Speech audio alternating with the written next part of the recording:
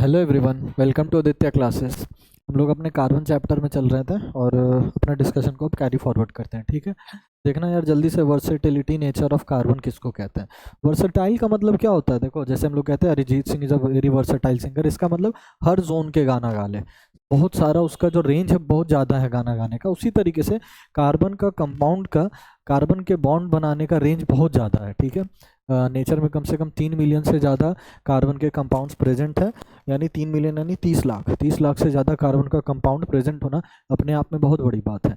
क्या कारण है, क्या फैक्टर है जिसके कारण से कार्बन को इतना ज़्यादा, कार्बन के इतने सारे कंपाउंड्स बने, उनके बारे में हम लोग एक एक करके डिस्कशन करते हैं। ठीक है, पहला जो पॉइंट है वो है टेट्रा वैलेंसी ऑफ कार्बन। अगर हम लिख के बताएं, पहला पॉइंट क्या है, पहला फैक्टर है tetra valency of carbon. Tetra valency of carbon का मतलब कि हम लोग ये जानते हैं कि कार्बन के कितने वैलेंस इलेक्ट्रॉन हैं? 4। कितने वैलेंस इलेक्ट्रॉन हैं? 4। 4 वैलेंस इलेक्ट्रॉन होने के कारण कार्बन जो है ना, 4 वैलेंस इलेक्ट्रॉन होने के कारण कार्बन का एक खासियत क्या है कि ये 3D स्ट्रक्चर्स फॉर्म कर सकता है। Carbon can form 3 dimensional structures.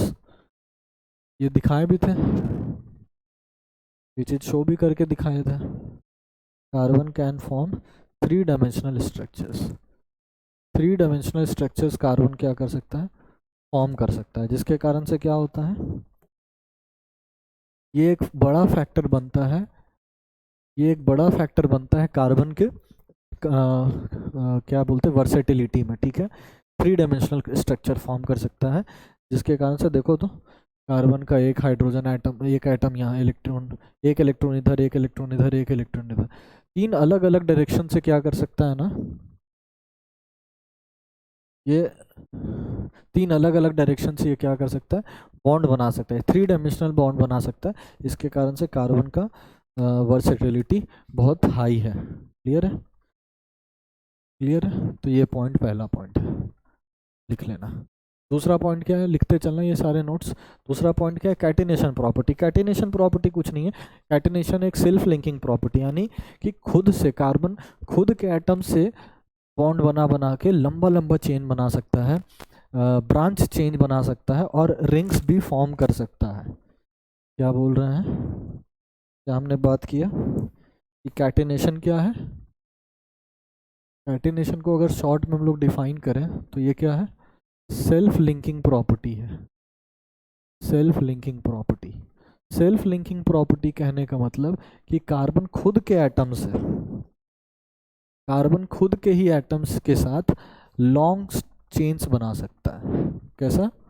Long straight chains, long straight chains, लंबे लंबे स्ट्रेट्स के लंबे लंबे चेन बना सकता है, स्ट्रेट। ठीक है, बिना बहुत हाई स्टेबिलिटी के साथ, स्टेबिलिटी भी काफ़ी ज़्यादा होगा इसका। दूसरा, कार्बन ब्रांच चेन्स भी बनाने में माहिर है, अपने साथ वो ब्रांच चेन्स भी बना सकता है। ये देखो, इतना सारा ब्रांच चेन भी कार्बन बना सकता है, वो भी हाई स्टेबिलिटी के साथ। ब्रांच चेन स्टेबिलिटी इसका भी क्या होता है, काफ़ी हाई होता है। और लास्ट पॉइंट, कार्बन खुद का रिंग्स भी फॉर्म कर सकता है। इसी रिंग्स को, इसी रिंग्स को क्या कहते हैं, साइक्लिक कंपाउंड्स कहते हैं। इन्हीं रिंग्स को क्या कहते हैं, साइक्लिक कंपाउंड्स। ठीक है, ये अगर बात करिए हेक्सेन है, इसी रिंग को क्या कहते हैं, साइक्लिक कंपाउंड्स। तो ये साइक्लिक कंपाउंड का भी फॉर्मेशन क्या कारण है, यही सेल्फ लिंकिंग प्रॉपर्टी इसका मेजर सबसे बड़ा कारण है। क्लियर है? Self linking property, catenation property क्या होता है, याद कर लेना, कैटिनेशन प्रॉपर्टी। ठीक, next point, tendency to form multiple bonds. Carbon अलग अलग एटम के साथ ढेर सारा बॉन्ड बनता है, खूब सारा बॉन्ड बनाता है, जिसका कहने का मतलब क्या है कि कार्बन कार्बन का एफिनिटी, जिसका कहने का मतलब क्या है कि carbon has very high affinity, very high affinity with atoms, with atoms like hydrogen, hydrogen, oxygen, nitrogen, sulphur, etcetera. यानी खूब सारे एटम्स के साथ, ढेर सारे एटम्स के साथ ये बॉन्ड बनाने का दिलचस्पी रखता है, एफिनिटी रखता है, ठीक है। ये खूब सारा एटम के साथ, अलग अलग एटम्स के साथ बॉन्ड बना सकता है। तो ये 3 मेजर रीजन है कार्बन के इतने सारे कंपाउंड्स फॉर्म होने के पीछे, इतने सारे कंपाउंड्स नेचर में एग्जिस्ट करने के पीछे ये 3 रीजन है, ठीक है।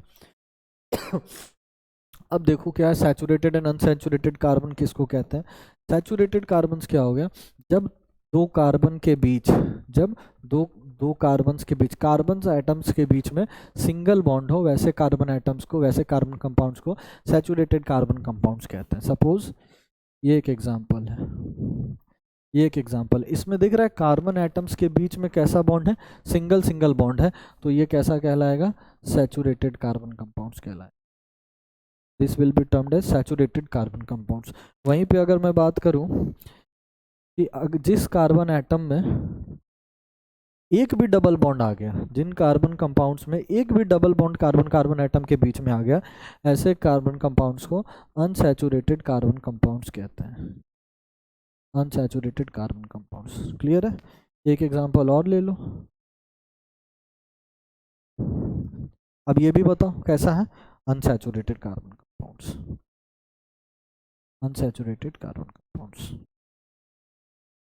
ठीक है। क्लियर है, याद हो जाएगा। तो ये सब डेफिनेशन याद रखना, डेफिनेशन छोटा छोटा आते रहता है कभी कभी। क्लियर है।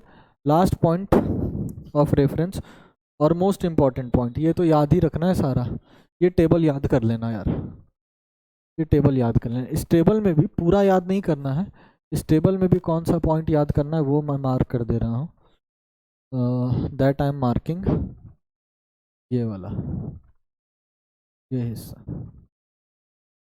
ठीक है। बात करें अगर,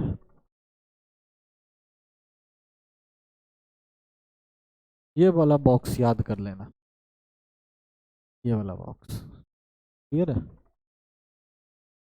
ये बॉक्स याद कर लेना, ये वाला बॉक्स याद कर लेना। OH ग्रुप हाइड्रोक्सिल ग्रुप या अल्कोहल ग्रुप कहलाता है, popularly known as alcohol group. CHO group aldehyde group कहलाता है। देखो OH ग्रुप ऐसा होता है, ठीक है, एक तरफ अल्काइल रहेगा, एक तरफ क्या रहता है, कार्बन का चेन होता है, अल्काइल चेन होता है। CHO ग्रुप एक तरफ अल्काइल का चेन होता है, ठीक है। CO group ketonic group, ketone group क्या होता है, देखो दो तरफ अल्काइल का चेन होता है, ये कीटोन ग्रुप है, ठीक है। COOH कार्बोक्सिलिक ग्रुप अगर बात करें,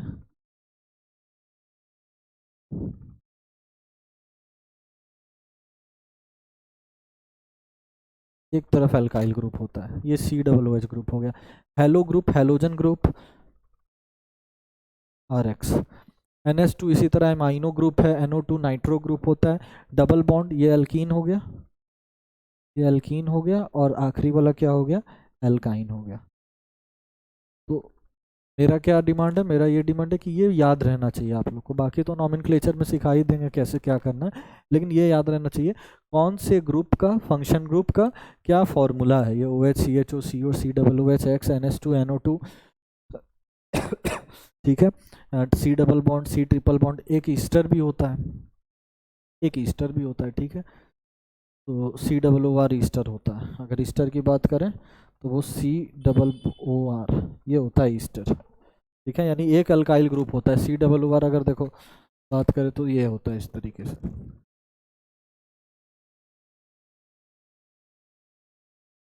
या इसको ऐसे लगा लो,